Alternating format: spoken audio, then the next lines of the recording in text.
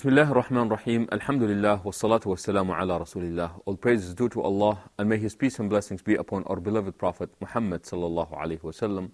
To all our viewers out there, we like to say Assalamu alaikum rahmatullahi wa barakatuhu. And thank you for joining us in this beautiful dialogue that we are having with our beloved guest here, Dr. Sh.Yassir Sheikh Idris. Dr. Ja'far, it is good to be with you again here.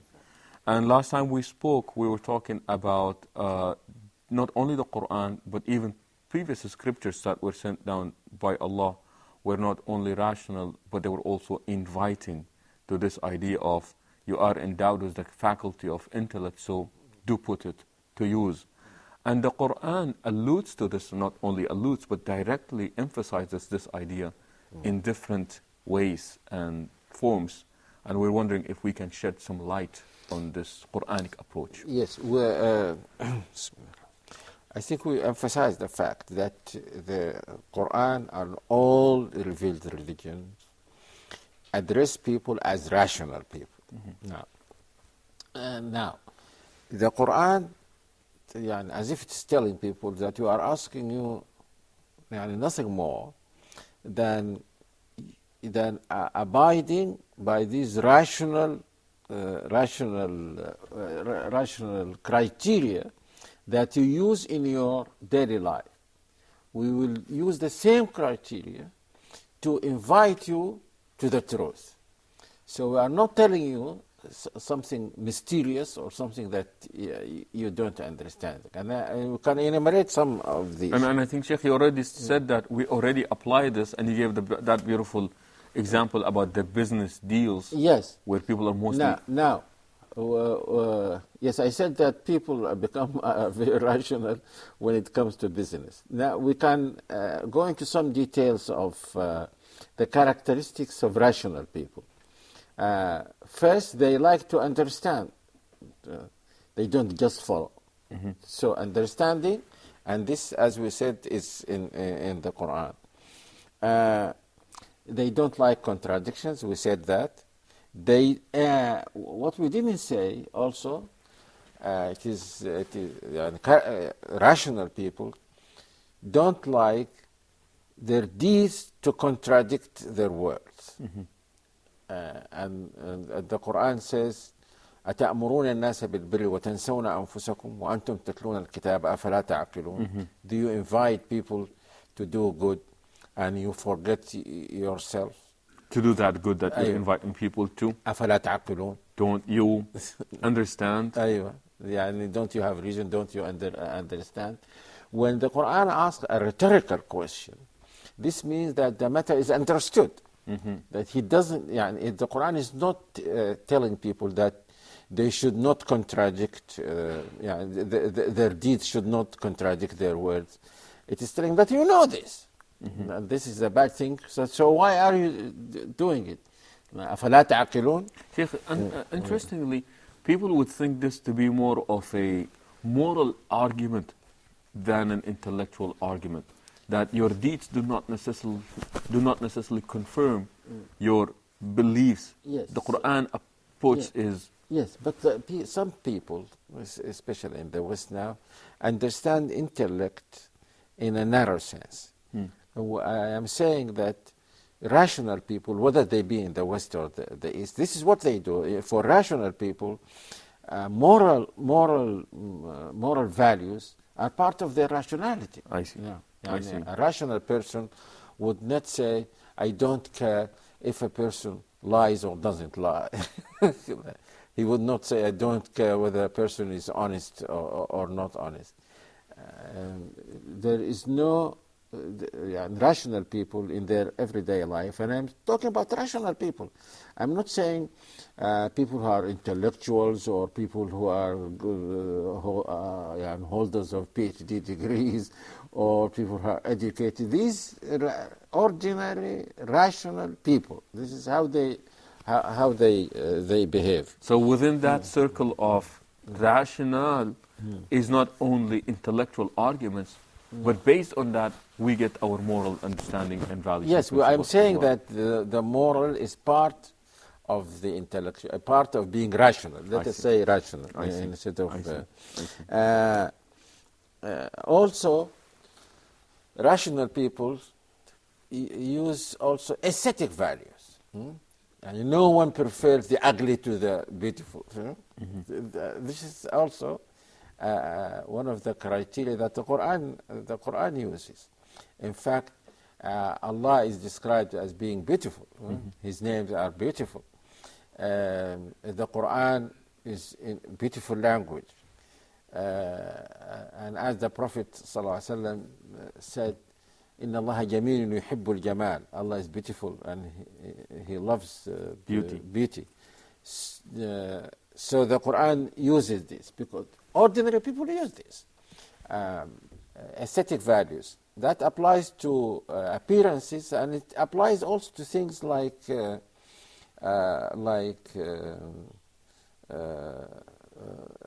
what do you call it? Fragrances. Yes. No one prefers nasty things to good, beautifully smelling things, and so on. The Quran, yes, rational people also prefer what is more useful. What is more useful than to what is less useful. Some people think that this has nothing to do with religion. But as we said last time, the Quran uses this commercial terminology, yes. And people are, when people are rational, of course they prefer what is more profitable, even in the worldly manner. When we come, inshallah, to talk about morality, we'll see that the Quran, even about morality, it uses the word nafi', useful. It is useful for you to be moral. So in Islam, it takes the human. Islam. I must emphasize the fact that now I am talking about all revealed religions. They take the human person as a whole, and because this is how God created him. There is no dichotomy, as you use the word, between reason, morality, aesthetic values. This is how the human person is made and how he believes. A rational person also will make a sacrifice something present for something more useful or in the future. This is what business people do. Foregoing a small immediate gain for a bigger gain in the future. And the Quran uses the same argument about this world and the hereafter. You might gain by telling a lie in this world, but it tells them that you gain, yes, you gain. Perhaps you'll... It does not deny the fact that you will benefit from this, but compared to the benefit to come. And this is what you use when you do business. So the Quran also, rational people look for the wisdom behind things. Why is this so? Why do we do this? And the Quran uses the same criteria. And I think that's what you spoke about earlier, of this idea, tadabbur, to reflect and to ponder. Yes. And that is going beyond the obvious to see what is really behind what's going on. And we must emphasize also the fact again that all rational people behave like this. And in fact, people behave rationally. I don't know what I can say most of the time. But a rational person is a person who behaves rationally all the time. But sometimes when it is to a person's interest, also, he will behave rationally. If behaving rationally or using a rational argument serves some interest, he will use that argument. But a rational person will abide by rationality all the time. And this is what the Quran is asking people to be, to accept, to be rational all the time, and to apply these rational criteria even to religion, to distinguish between a false religion and a true religion, a good religion, a bad religion. No. Interesting. So how do we describe a person that is supposedly rational, however sometimes they are not? What are they called when they are not being rational? No, they are called irrational. At that point. No. Yes, he will not be called a rational person, even if sometimes he behaves rationally. Just like a liar. I once said in a lecture that even the biggest liar tells the truth most of the time. He tells the truth. There is no... he doesn't lose anything by saying that this is a piece of paper, these are matches, the light is on. He doesn't have to tell lies about this. Even the biggest liar, we call him liar, in spite of the fact that sometimes, or most of the time, he tells the truth. Again here, we call him or her irrational, in spite of the fact that on many occasions the person behaves rationally.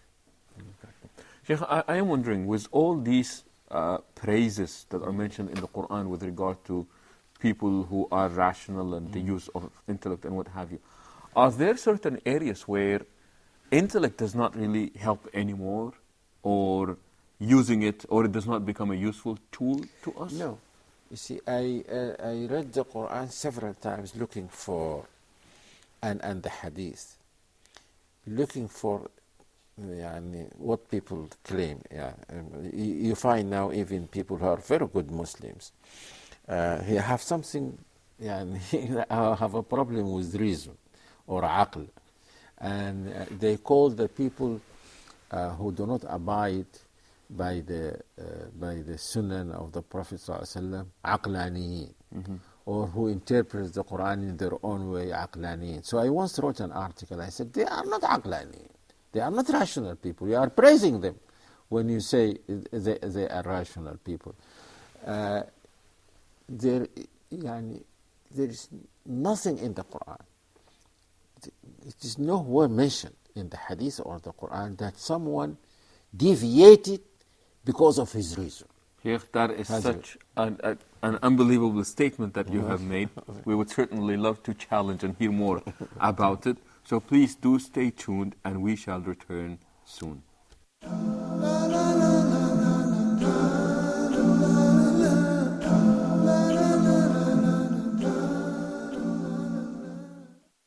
Subhanallah wa bihamdi, Subhanallah al-Azim, Subhanallah wa bihamdi, Subhanallah al-Azim.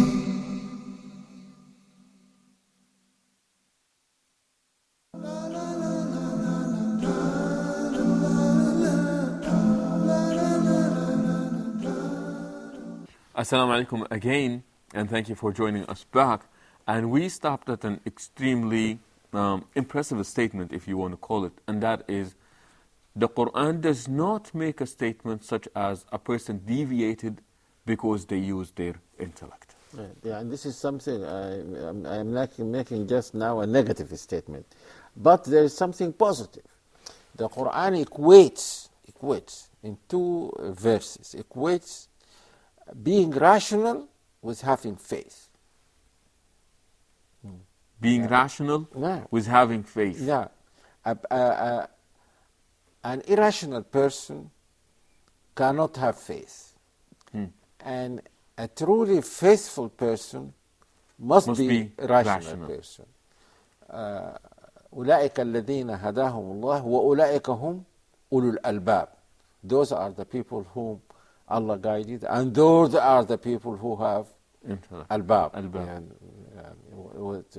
You can translate it as reason or intellect or so. So there is no contradiction at all in the Quran and the Sunnah. It doesn't say that there is a contradiction between being rational and having faith. Sheikh, In fact, faith must be based on knowledge. Contrary to what people now say, I believe so, but I'm not sure. So the Quran says no, a belief must be based on knowledge. Knowledge that would lead to certainty, so you cannot say... Yes, you don't believe in something for which of which you have no knowledge. No. So belief, many people now, Arabic and English both. أنا أعتقد so, but لكني مش متأكد. I believe so, but I am not sure. That's the wrong statement. If you are rational, you must base your faith or your belief on knowledge. Sheikh, I think that's what was emphasized the first time we spoke about this idea. No. And I think you just said it, and that is, if you are a believer, you must be a rational person. No. And if you are irrational, you cannot be faithful. No. But of course, when we say a believer, I don't want the listeners to understand that anyone who calls himself a Muslim is the most rational person in the world. Because we have our fair share of irrational Muslims. It depends on the degree of faith you have, degree of knowledge of your religion. The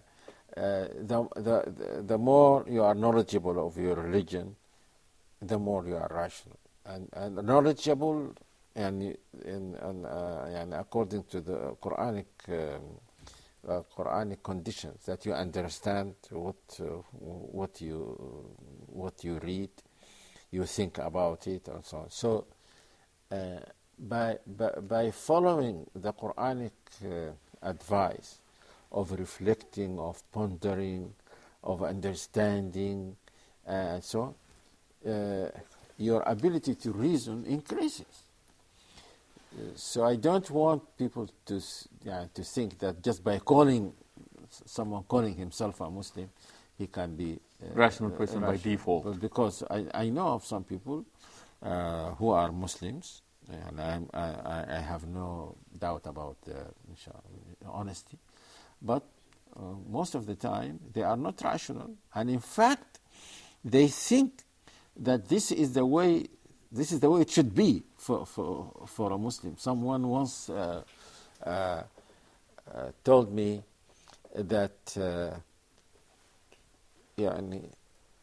he puts the Quran and the Sunnah of the Prophet ﷺ before empirical facts.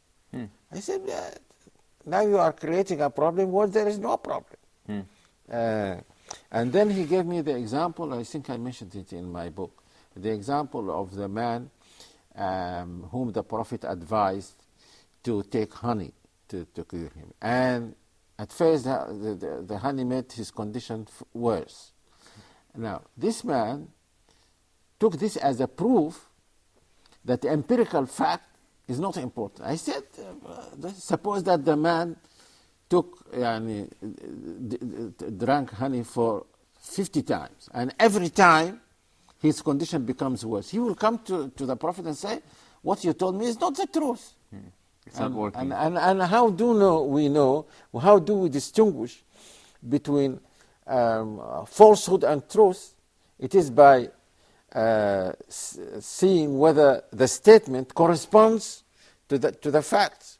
If the statement does not correspond to the fact, then we, as rational people, we say this is false. If someone says that this piece of paper is black and it is white, we say that his statement is false. He's not telling the truth. So there can be nothing like this in any truly revealed religion from God. And interestingly, Sheikh, you're saying that the closer you are in your knowledge as far as the religion that was revealed by God, the more rational, supposedly, Yes. you become. Yes.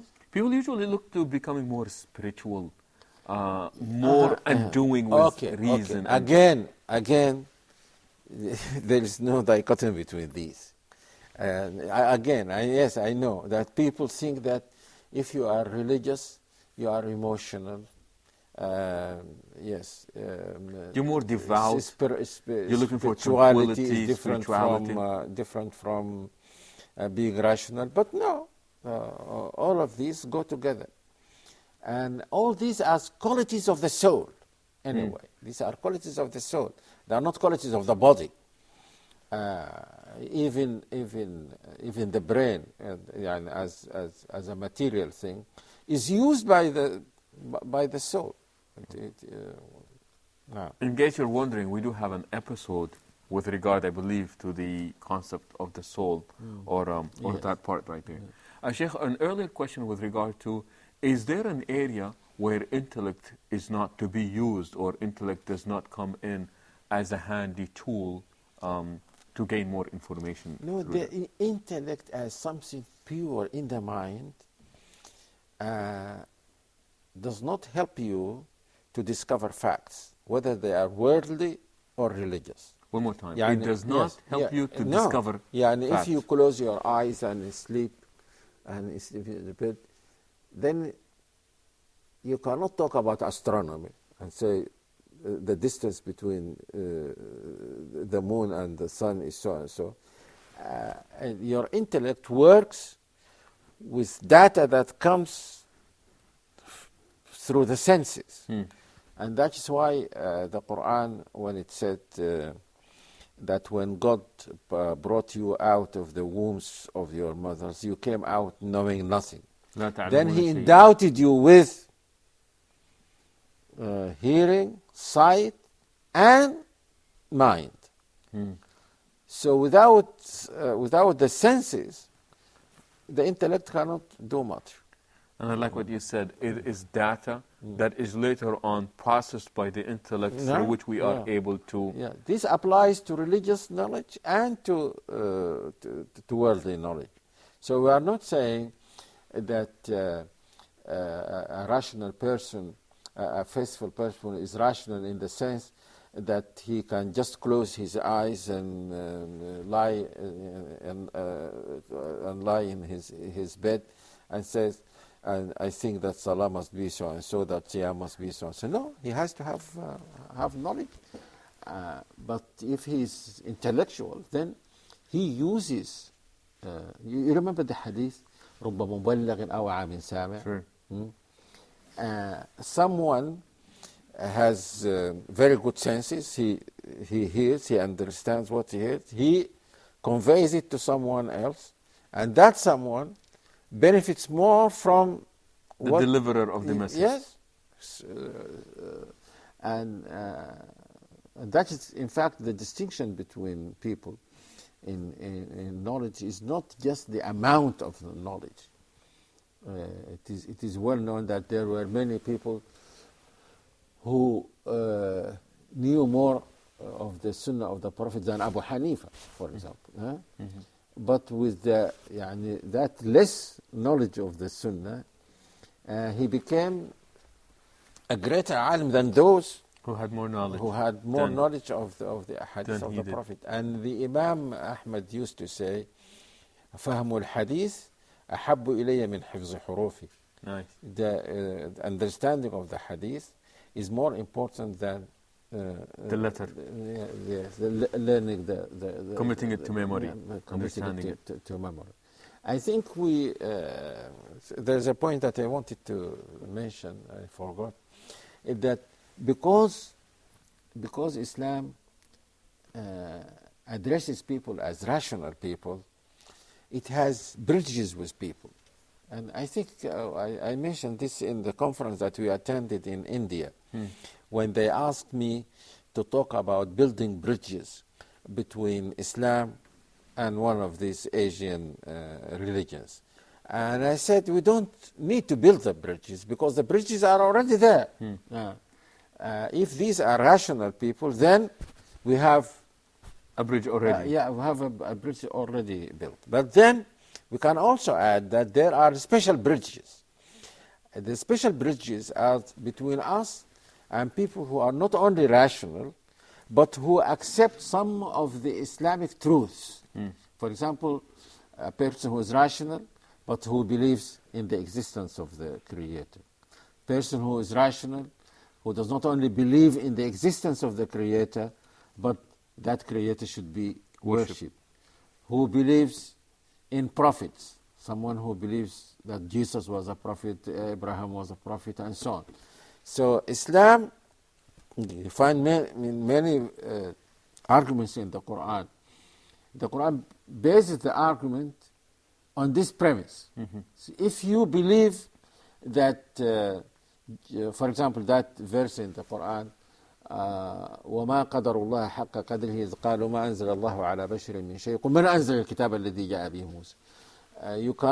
You cannot believe in Moses as a prophet and then say God did not send a book. Did not Never send a book. No, you can't do this. So, and also when we come inshallah to talk about prophets also, we'll show that the Quran tells them, if you believe that so and so is a prophet, then you should not attribute to him these immoral things, that because a prophet It's not cannot do befitting. something. Yes. Not befitting his character. Sheikh, the deeper we are getting into this, the more exciting it is getting. And it seems that the time runs faster and faster, the more anxious I am getting. So with this, we will come to the end of this episode of our program, hoping that you would join us next time. On my behalf and behalf of Sheikh Ja'far, we would like to say thank you. Assalamu alaikum wa rahmatullahi wa barakatuh.